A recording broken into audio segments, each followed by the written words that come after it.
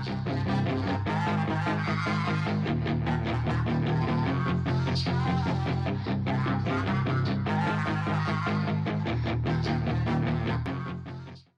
up guys, Barry Game here, back with some more Idle Heroes, and today we're actually going to do something a little more serious in Star Arena because a lot of you guys have been asking to see some actual like PvP content, like legit stuff, not our fun shenanigans, but like serious mode stuff. So what we're going to be doing is we're going to send our PvP team in. We have a ton of crowns everywhere.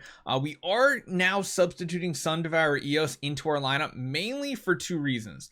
Number one, because she is also part of a householder team that we're using for doing Abyss Catastrophe in Star Expedition. However, I don't know if I want to change her up to a crown or keep her as a speedy melodic holder here. So she's very offensive here. I want to just make sure we have like damage reduction on most of these heroes here. Crit, block. Actually, block might be kind of important over here. She might need to use block instead of crit damage. We'll see. We'll see how she works as a very offensive hero. Typically, if you're using melodics, though, you want to have like a triple melodic lineup with like Holmes Young, her, and Queen, and then you're just blasting the enemy team. I do think we should probably switch to a crown, to be honest. Or, you know, we could go in A and B as well, since we're getting her very speedy attack oriented. That could be good because then we have more block chances. Well, let's try that. Let's go with an A and B on her. Not sure exactly how well it's going to work out, but let's jump on over to Star Arena since there's no more Crystal Crown League. I can't wait till this is getting a revamp. Oh no, whoa, no. I totally forgot you have to have your heroes actually set up the correct way, which I do think is one of the worst things about this game mode. Because now we have to literally take the time, make sure they're set up with exactly what we want. Vesa looks good. Queen does look good. Do I still have the crowns over here? I do. What was the last piece of the puzzle? I guess we're pretty solid overall. Okay, luckily we're in a good spot. Oh, I hate that you can't use your pre-made team lineups in this game mode. Let's go to the pandas next to get you guys up here. And lastly, get that Sherlock going. We're going to go with... I'm going to go with Namin for a little bit more survivability. Since we're building a tank mode, I think that's probably a good idea. So let's match it up. Let's see what the top competitions are going to be like. So this one here, we're literally just going to go through and skip all these guys here. There's really no point watching the early stuff because we are just going to absolutely crush it now. Whoa, look at the power of the teams we face now that we put a strong lineup in compared to our Star Arena, like our shenanigan account. We're actually going up against some strong opponents here. Now they're not going to win. They're definitely not going to win. But we can show you what some of this content does look like for battles. I think we're basically hitting way over on power at this point. Yeah, like there's zero hope for these teams at all. Even here, we're facing against what, 11 million power. We're going in with 53. Yeah, I don't think we need to watch these battles. If only it'll respond. There we go. All right, let's keep going. Let's get to the good fights here. No, even that's easy. Okay, here we go. Now we have something that is a pretty solid fight. I don't think we're going to find any heroes that we want to steal and take for our own team, but we can take a look at that. Just, ooh, wow. That Drake procced immediately.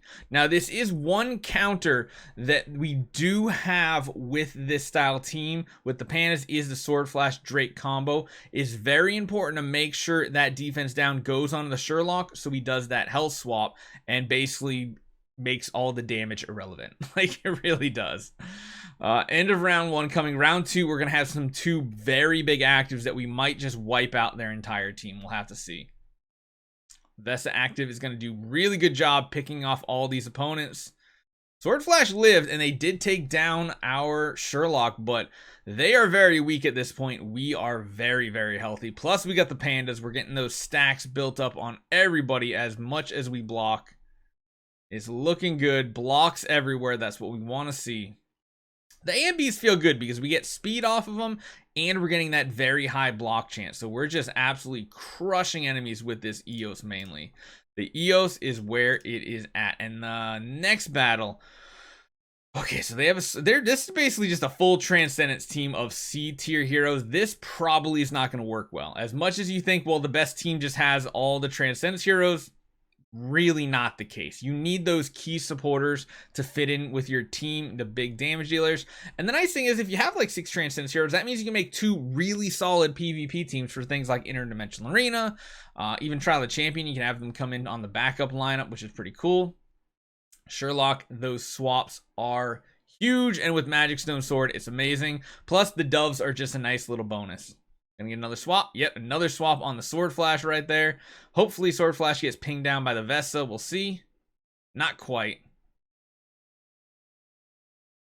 Ooh, just the counter attacks from the Queen damage is also very, very huge. Look at how many kills we're getting just from the Queen Royal Guard counterattacks. It's so important.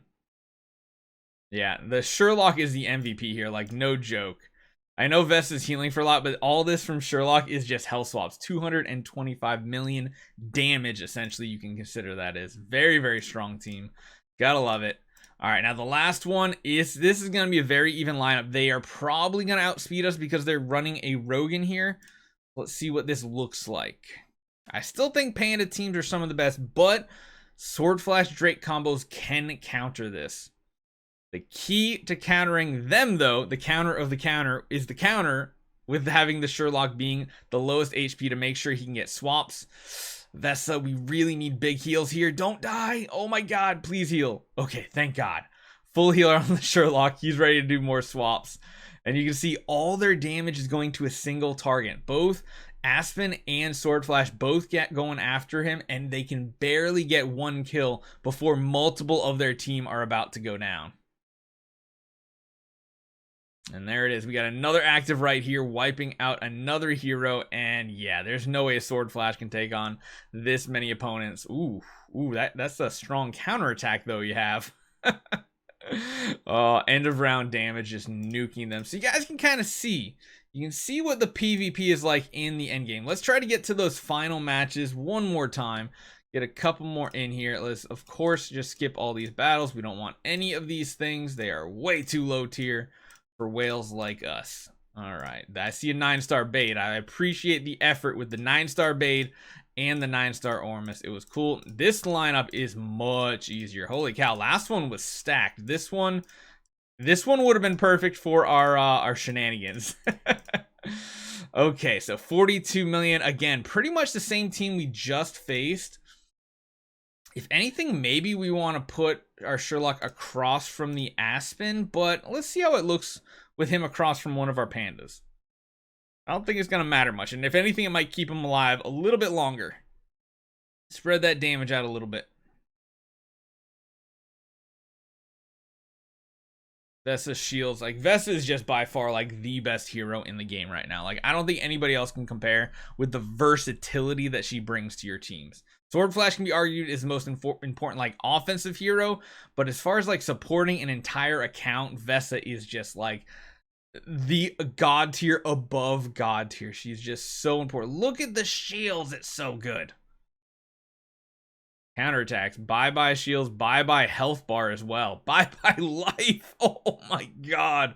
The counterattack from the EOS. Yeah, I'm kind of liking running more of an A and B style where we're not getting that active in round 1. Counterattack damage shouldn't be too bad. Yeah, I mean, I think we're going to end this with pretty close to full HP, honestly. It's hard to see the health bar back there, but I can't feel like we're in any type of danger at this point.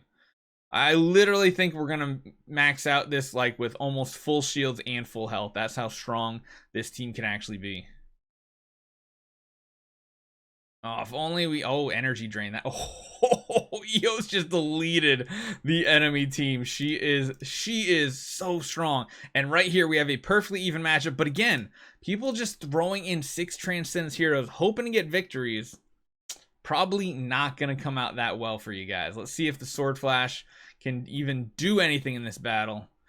The Jara doesn't really matter. The Jara had hope, But yeah, maybe not. They got some Demon Bell action going on here to feed some energy around. Demon Bell is way out of the meta, guys. Is way out of the meta. As much as the damage is happening here, we have a Vesa active coming in round 2. Is basically going to nullify all of those things that just happened in round 1. So you can see like, oh yeah, we're a little low on HP and everything. We're not in the best case scenario here, but ooh, Vesa full heals the Panda plus some. We did get 2 CCs from the Jara, but man, it's like it doesn't really matter as much anymore. We actually reflected one from the Sherlock over to their Vesa, taking her out of the battle and basically counting this as a victory here. End of round damage. No, Eos gets the kill. So you guys can see why it's so important to have a very well set up team to go into battle like this. So hopefully you guys enjoy. So let me know what you guys think about a little bit of endgame PvP, and I'll see you guys next time.